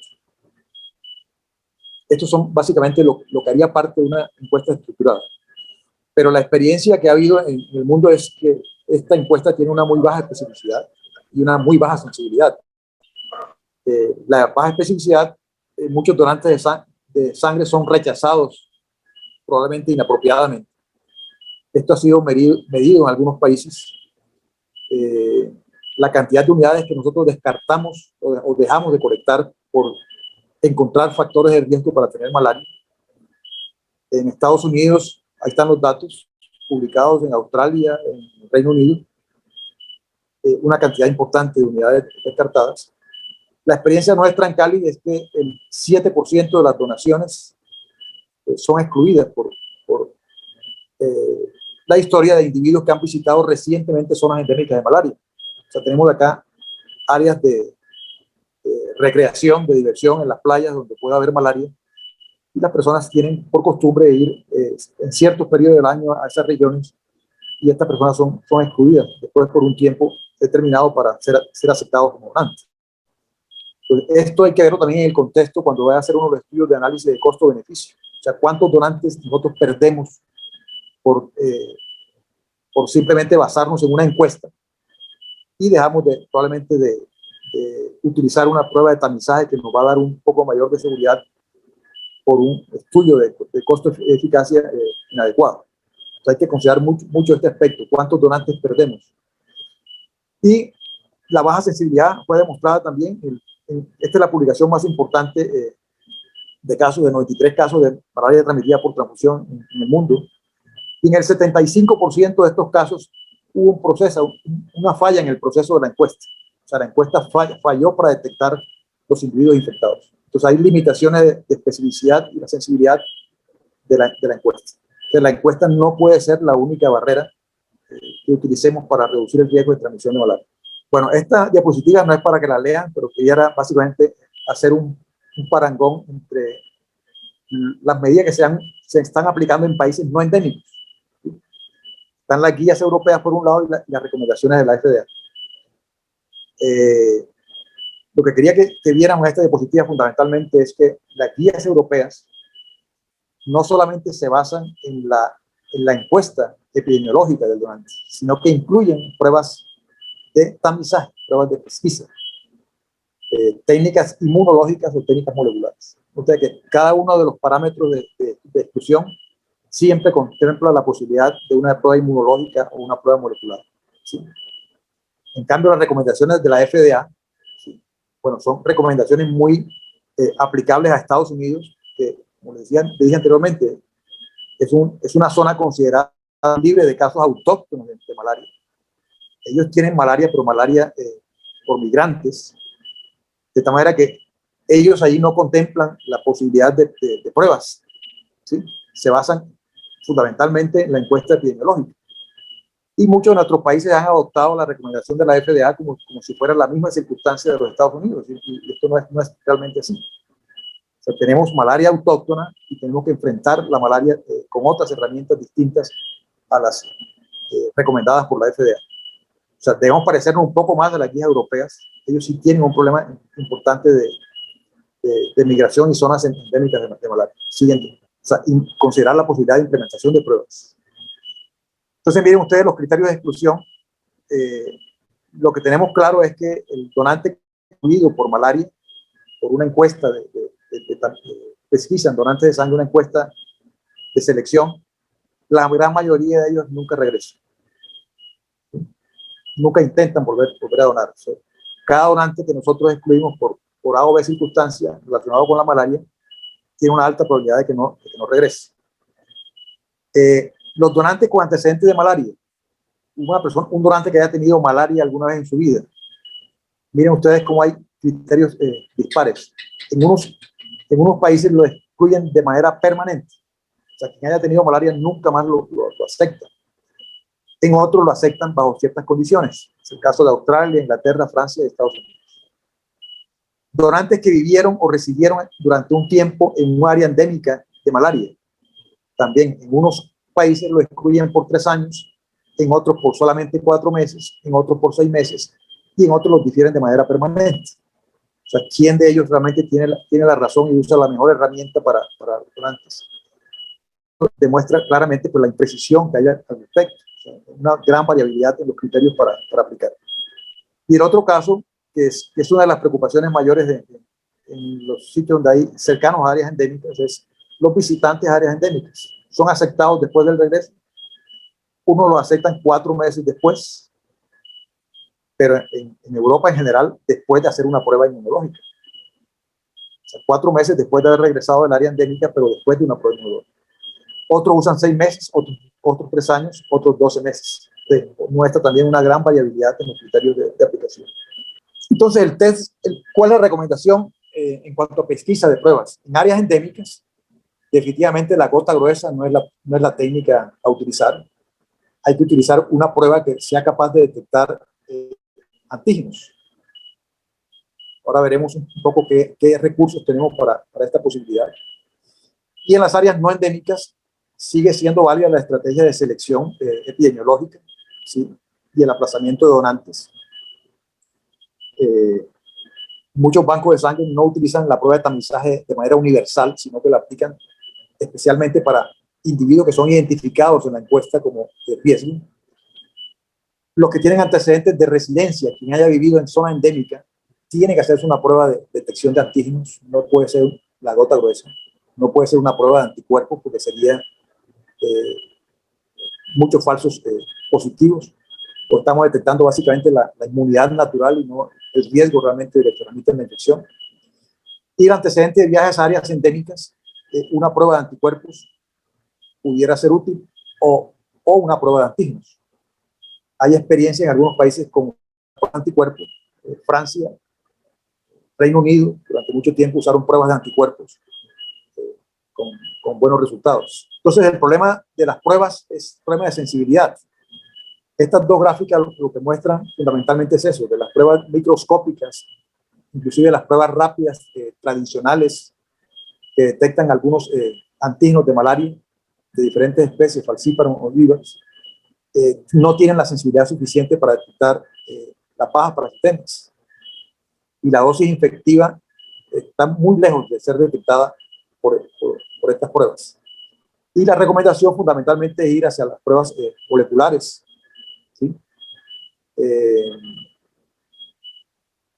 Que tampoco reducirían definitivamente a cero el riesgo de transmisión, pero sí acortarían de manera significativa el riesgo, la sensibilidad de las pruebas. Pero lo que sí desafortunadamente no es un recurso económico de fácil acceso, la gota gruesa no es realmente la recomendación más apropiada. Entonces tenemos la gota gruesa, es una prueba, es el estándar de oro para el diagnóstico clínico de la malaria, un paciente con sintomatología, ¿sí?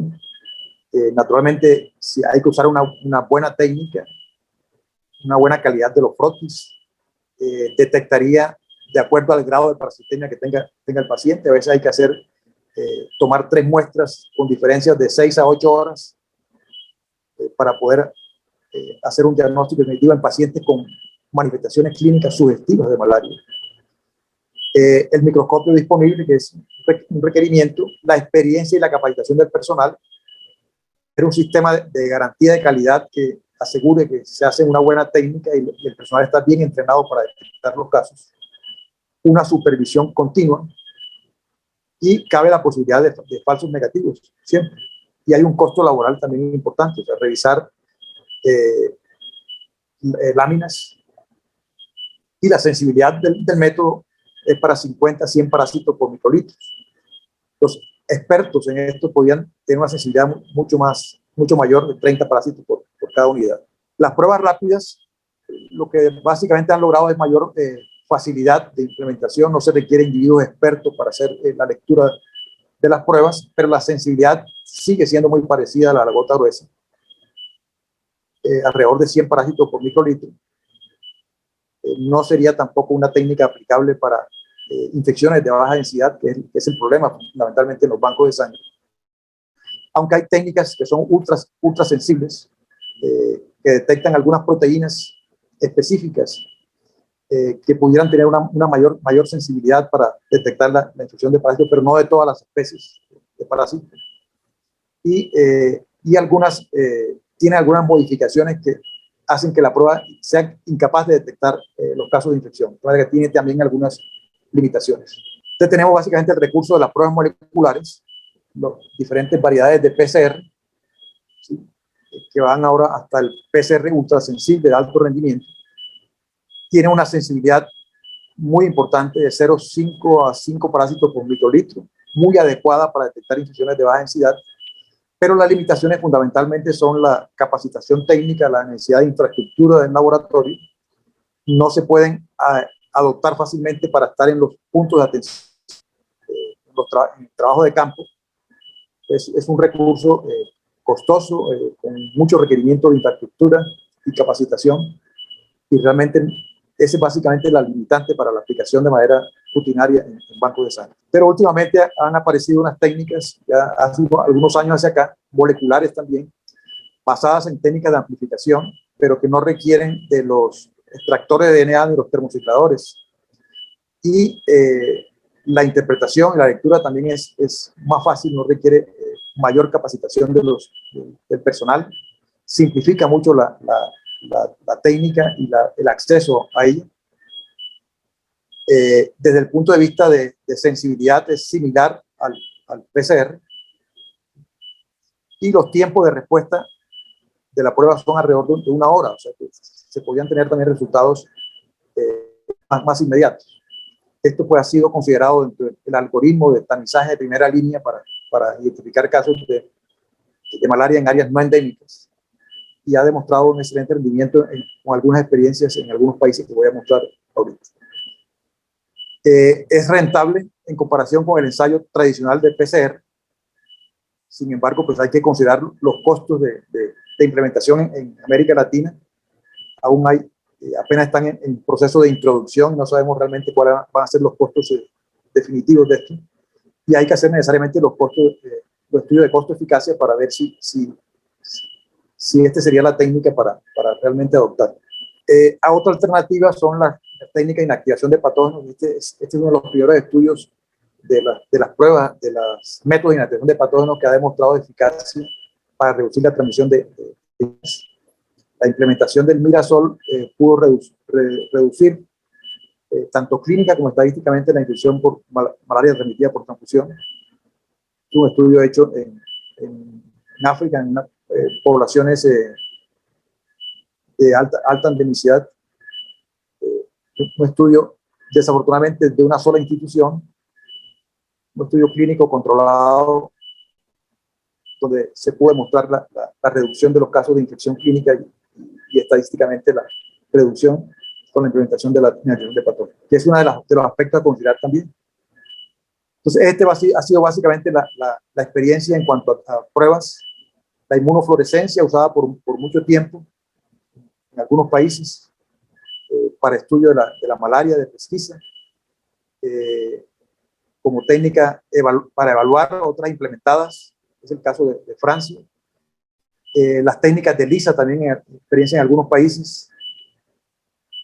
Las técnicas de ELISA consideradas para implementar y también implementadas, y las pruebas de PCR que han sido evaluadas, y hoy últimamente las pruebas LAM, que son las que acabamos de mencionar, con algunas experiencias también de pruebas en la alternativa de que pudiera ser útil para detectar casos de malaria importados. Entonces, para terminar, básicamente dos diapositivas. Esta,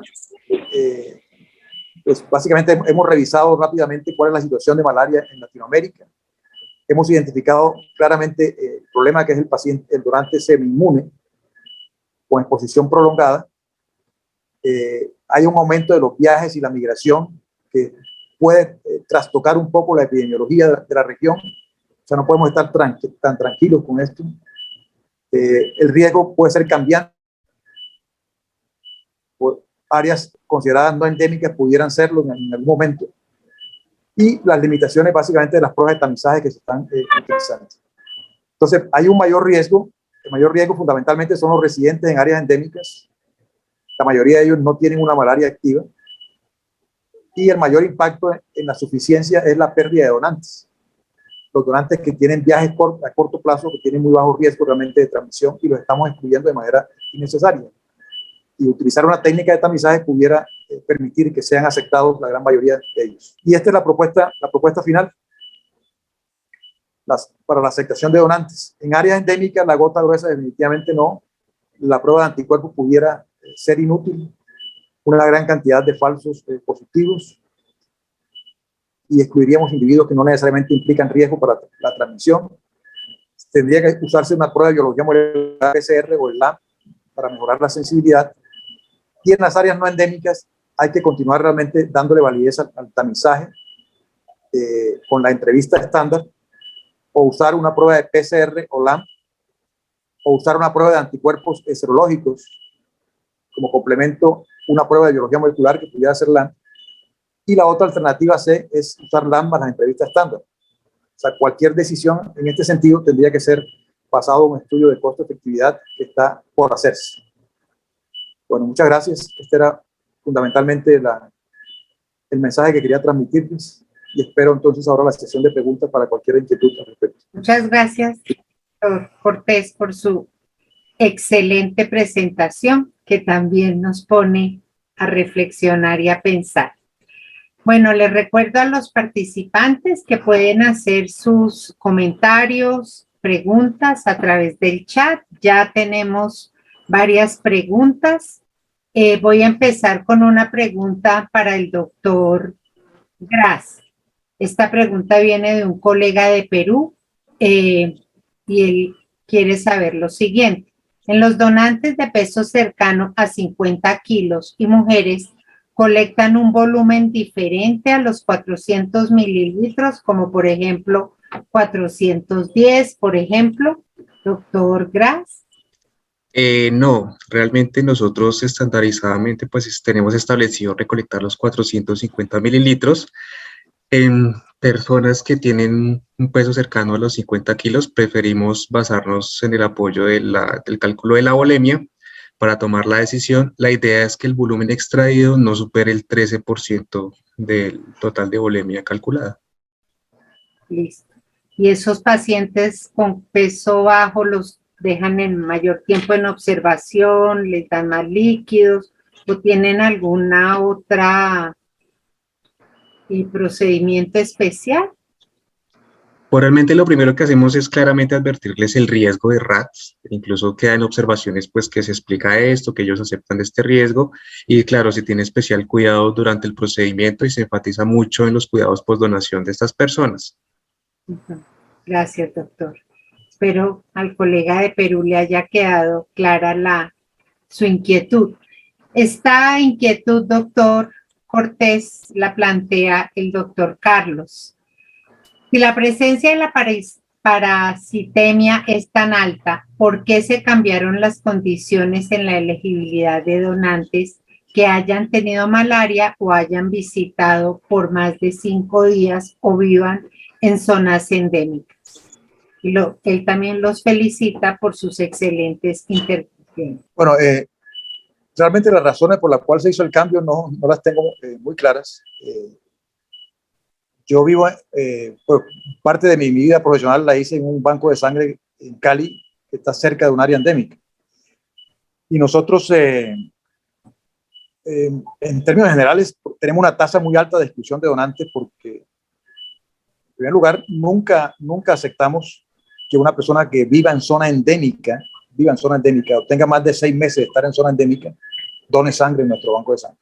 Nunca lo aceptamos porque entendíamos que ellos podían ser portadores asintomáticos del plasmodio y que podía pasar desapercibido independiente de la prueba de tamizaje que hiciéramos. ¿Sí? O sea, para mí, una persona que vive en zona endémica, ¿sí?, no debe ser aceptado como donante y ahí pues ustedes vieron dentro de las propuestas en algunos países, algunos están de acuerdo con eso, de que realmente no se debe aceptar.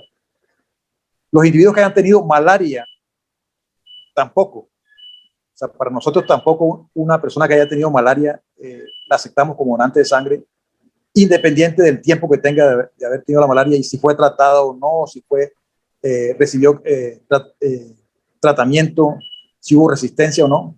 Para mí una persona que ha tenido malaria tiene el riesgo de tener una infección controlada naturalmente, pero con una posibilidad de transmisión de la malaria un tiempo después. O sea, yo tampoco lo considero así. Y se nos ha ido mucho la mano en la exclusión de personas que han visitado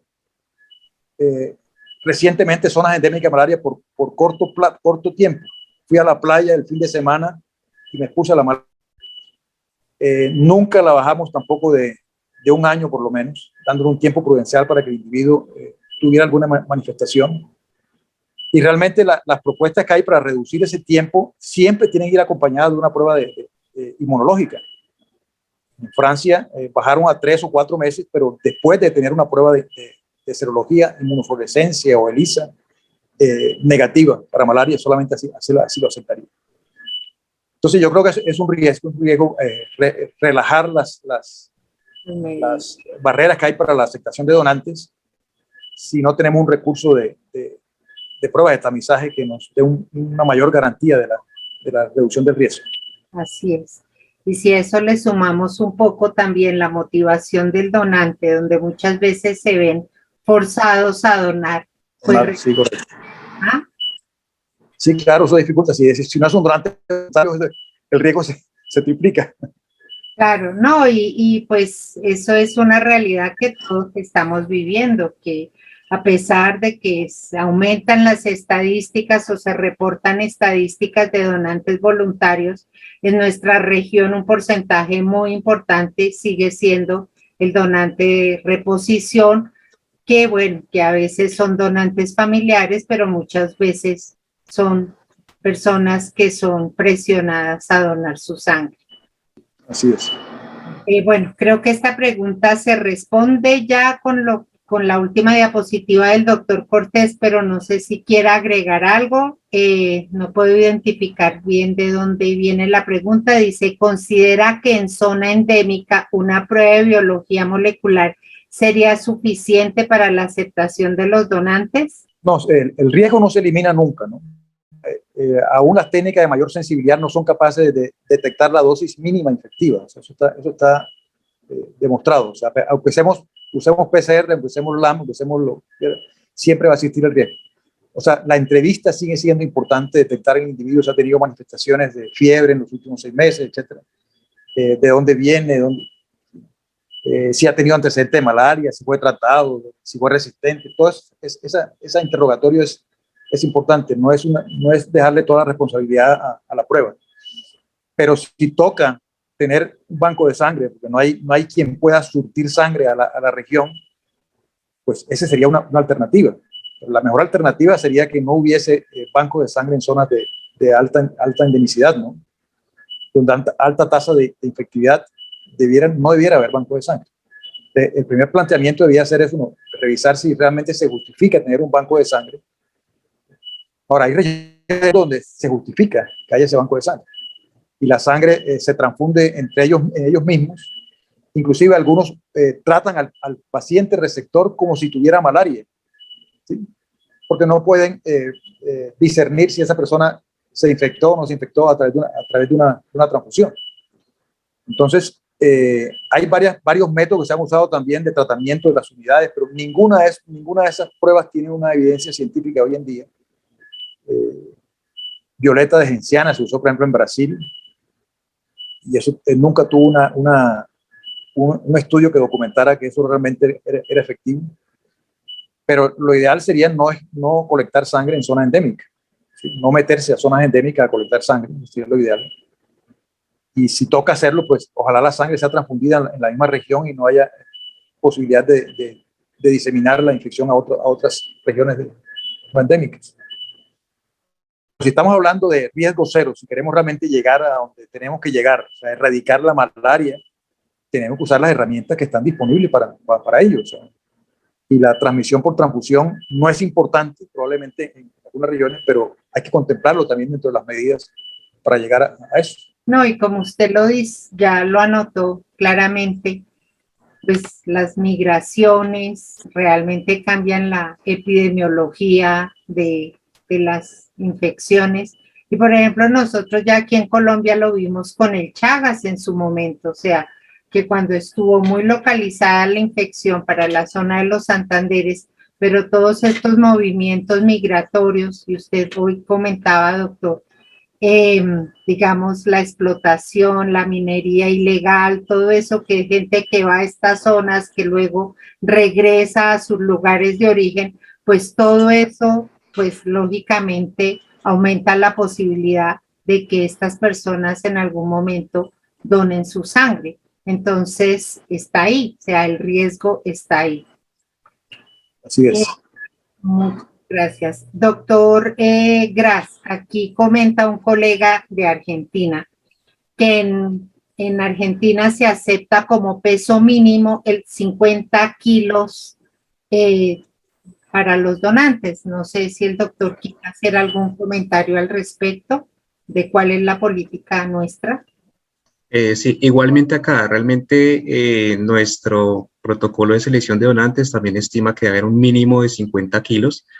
Hay algunas otras preguntas más adelante que también se refieren sobre si era posible de pronto recibir donantes por debajo de este peso. No, el mínimo peso aceptado son 50 kilos.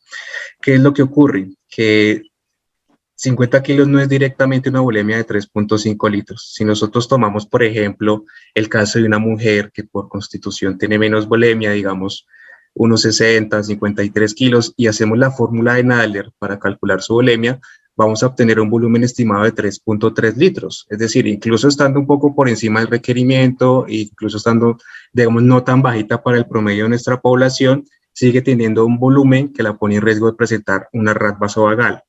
No significa necesariamente que vamos a rechazar la donante porque hasta el momento no es un criterio estricto de donación, pero es una alerta que tienen nuestros profesionales de la colecta para estar atentos, para informar a esta persona, para pues hacer un seguimiento adecuado de la donación de esta persona. Gracias, doctor. Y creo que esto un poco enlaza con la pregunta, y antes de pasar a otra pregunta para el doctor Cortés, de la colega María Fernanda, que dice, me queda la duda de cuánto se acepta un donante con peso por debajo de 50 kilos, doctor Gracias. Entonces realmente no se acepta.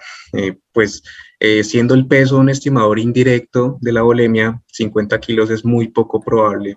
Incluso aun siendo una persona alta de unos 70, por ejemplo, pues que alcance una bulimia segura. Igual por temas de IMC, si es una persona de 50 kilos y unos 70, pues también estaría en un estado de desnutrición y pues no sería tampoco adecuado donar sus nutrientes. Doctor Cortés.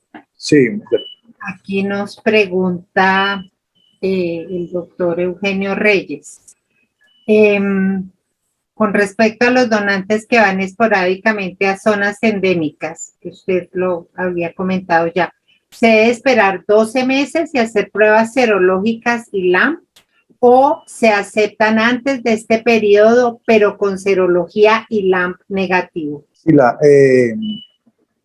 si uno no va a usar pruebas de tamizaje, 12 meses pudiera ser un lapso de tiempo suficiente de espera, si el paciente presenta alguna manifestación de malaria que pueda ser identificada, ¿no? Pero si va a cortar ese tiempo, tiene que usar una prueba inmunológica o molecular, una de las dos, para cortar el tiempo. Algunos lo han acortado hasta 3 meses, es un tiempo pues razonable, y esto permitiría aceptar una gran cantidad de donantes o no excluirlo por demasiado tiempo, porque eso aumenta también la posibilidad de pérdida de donantes, ¿no? Hacer un seguimiento y en caso de que tenga que hacer un diferimiento temporal del donante.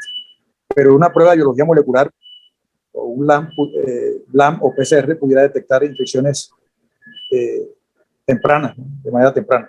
Bueno, una pregunta para el doctor Santiago, y esa sí es de mi cosecha, mientras que llega otras preguntas por el chat.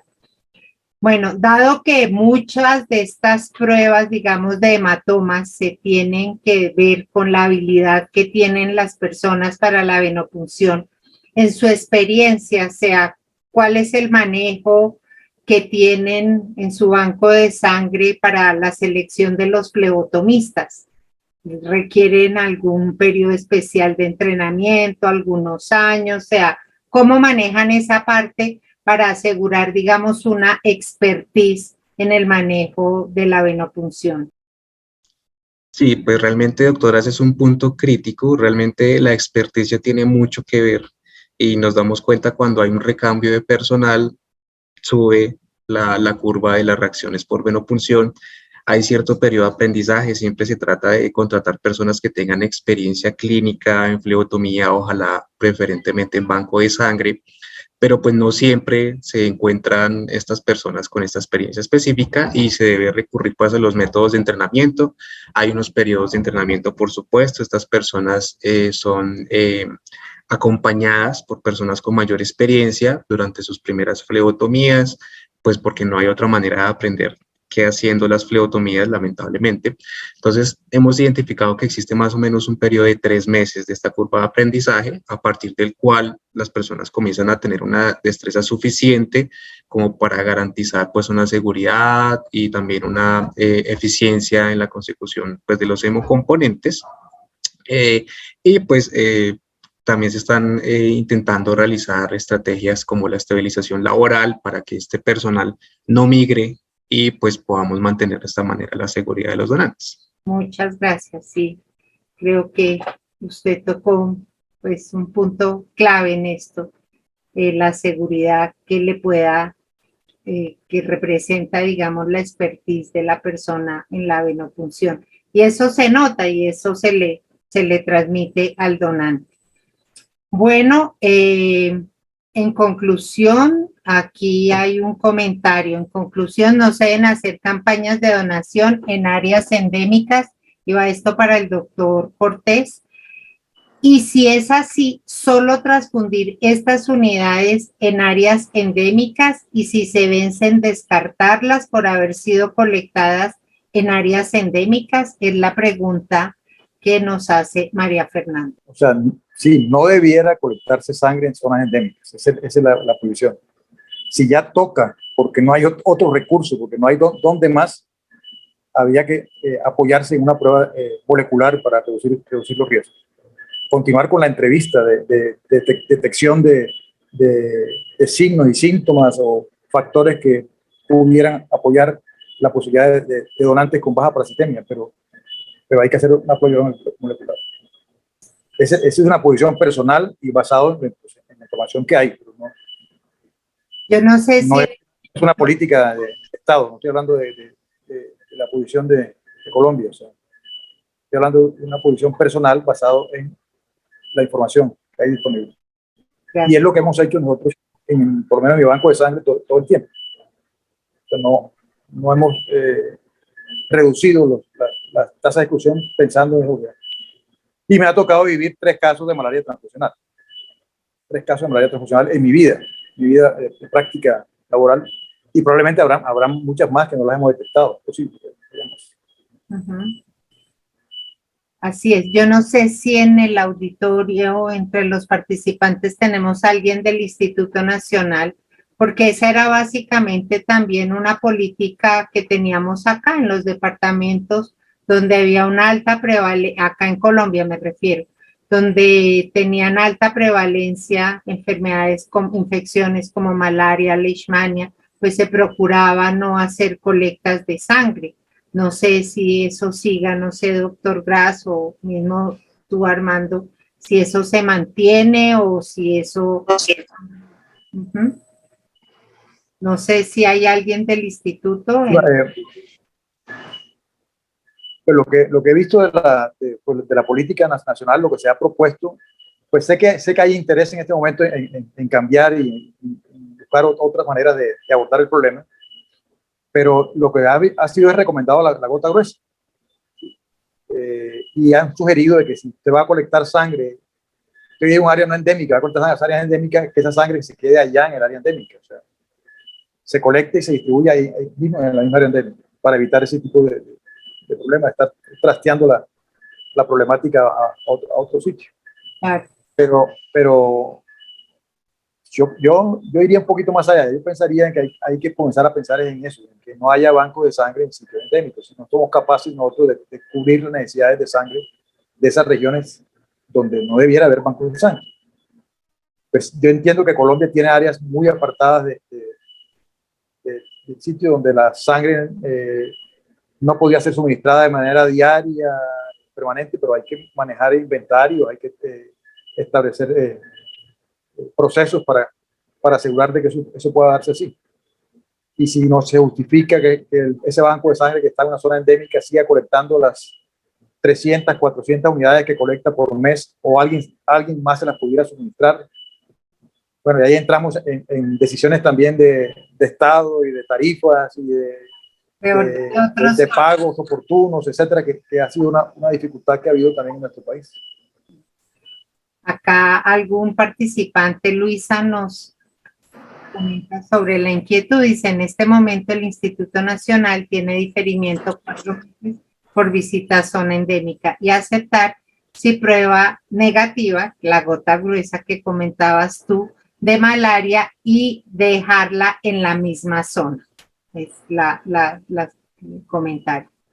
Bueno, ya como siempre se nos acorta el tiempo y se pasa volando cuando se tienen estos conversatorios y estos intercambios de conocimiento, de experiencias tan interesantes. Aquí hay un último comentario que lo voy a hacer relacionado a las reacciones adversas a la donación. En el Banco de Sangre han implementado protocolos de prevención de estas medidas con prevención periférica, de la musculatura superior e inferior, isotónicas e isométricas, con el cual redujimos al menos el 0,6% de las vasovagales. Hoy estamos disminuyendo a 410 el volumen para todos los donantes primerizos. ¿Ustedes qué experiencia tienen? Pregunta al doctor Gras. Con respecto a estos ejercicios, de hecho, desde julio también socializamos un poco su uso en el tema preventivo. No se está, digamos, todavía realizando de manera generalizada, ni se está haciendo, digamos, un seguimiento a su aplicación general, pero pues el personal de colecta tiene conocimiento de ello, tuvieron un entrenamiento pues para poder explicarle a los donantes, sobre todo cuando tienen ansiedad, este tipo de ejercicios y también los ejercicios respiratorios que también se han encontrado pueden prevenir este tipo de reacciones. Y con respecto a la experiencia de volumen, realmente no hemos implementado. Podría ser una buena idea, pues, a considerar, pues, para también prevenir nuestras reacciones. Agradezco, pues, la mención de eso. Muchas gracias. Bueno, entonces ya siendo las 8:02, porque no nos queremos extender para que nos sigan acompañando, solo recordarles que estas reuniones van a quedar los martes. Hemos cambiado de miércoles a martes en el mismo horario de Colombia, de 6 a 8 de la tarde. Muchísimas gracias por su asistencia, muchísimas gracias a los conferencistas y a ustedes por su participación. Y las personas que estén interesadas en recibir los certificados de asistencia, ahí en el chat les hemos dejado el link para hacerlo. Una feliz noche y hasta el próximo tercer martes del mes de febrero. Gracias.